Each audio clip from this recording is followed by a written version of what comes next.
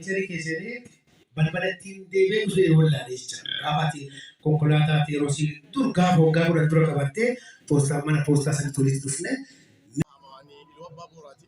Jimmas iluu abbaa boraas naannuma tokko garuu uummanni iluu abbaa boraa jiru Oromoo Shaashamannee jiru wajjin hojjechuu qaba. Uummanni iluu abbaa boraa jiru Oromoo Amaaraa wajjin hojjechuu qaba. Oromoo Tigree uummata Tigree wajjin uummata Amaaraa wajjin hojjechuu qaba. Biizinasa irratti immoo biyyattii keessa Itoophiyaa biyya namti keessatti gatii jiraarru daandiin nu qabuu hin malu, sabummaan nu qabuu hin malu, naannummaan nu qabuu hin malu, tokko taanee waliin wajjin hojjechuudhaaf Shaashamanneetti dhaabbata akkanaa dhaabbatee hin jira gaafa naan jedhu sagantaa baay'ee qaba. Har'allee karaa diyaasporaatiin sagantaa guddaatu jira. Finfinnee keessa cidha hiriyaa kiyyaa isa dhiiseen dhufe maaliif jennaan wanta akkana waan guddaadha. Dargaggoodhaaf waan hojii uumuu waan danda'u gatii ta'eef innis immoo sadarkaa kanarra keessatti ana kabajaan nawaamee hafuun qabu jedhee ka'ee dhufee jechuudha. Dhaloota ammaa yookiin immoo dargaggoota ammaadhaaf keessumaa aadaa hojii wal qabsiisee namni taa'ee oduu odeessuu irraa hojjetee of jijjiiruu fi akkasuma biyya keessa. Egaa amma wanti guddaan maa inni ispeeshaalii dargaggoon Oromiyaa irra jirtan baay'inaan sooshaal miidiyaa kanarratti maraannaa irra jirtu. Maraannaa qoricha hin qabne. Namni yoo maraate qoricha hin argata. Garuu namni baay'een maraannaa qoricha hin qabne irra jira. Isa dhiisee hojiitti deebi'ee godaa jeelaa horii xiqqoodhaan investimentii xiqqoodhaan seera kabajuudhaan ofin jijjiira jedhee yaadee jijjiiramaan ka'uu hin danda'a. Dargaggoodhaaf dhaamsa naamumaa inni dargaggummaan dabartee jennaan deebi'uu hin dandeessu. Dhukkubsattee jennaan ituun dhukkubsatiin aafiyaa argachuu hin dandeessa mana hakimaa dhattee.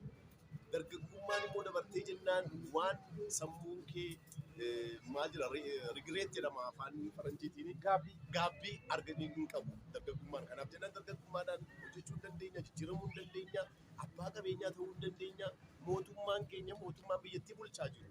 Dargaggoota biliyeenaroota barbaadaa jedha. Yeroo durii namni qabeenya qabaatee horii guddaa qabaatee naan mootummaan hin fedhu. Mootummaan amma jiru garuu nama qabeenya qabu fedha. Guddisaas jira. Maaliif investimentiidhaan lakkoofsa guddatteen gibira kaffaltaa seeraan jiraattaa dargaggoodhaaf hojii uumtaa jechuudha. Dargaggoo kana hundaaf mootummaan hojii kennuu hin danda'u. Garuu warreen biizinasarra jiran biizinasaan gaafa gurguddatan jaraaf hojii kennu. Jarri immoo gaafa lama sadii ta'anii deemanii jedhan warra kaaniif hojii kennaa deemu.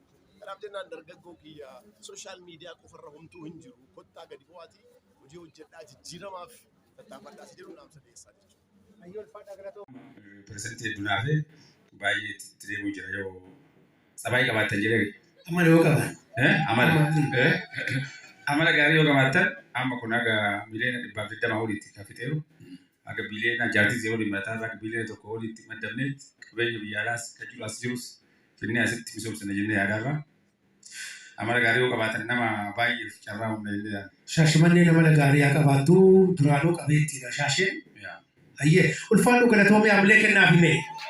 Hayyee galatooma jechaatiin gara waltajjii gaggeessuut kan jiru amaanitti sin deebisaa turtii gaarii.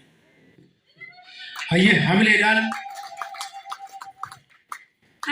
gara iddoo isaaniitti nu deebistanii jirtu. Egaa wanti dhabameen jiru mintee biraa bashannanaa giddugala bashannanaa dargaggoota wajjin abbootii wajjin haawwatii wajjin hunda fakkaatee hunda gammachiisaa hunda wajjin jiraachuu kan barbaadudha dargaggoon mintee.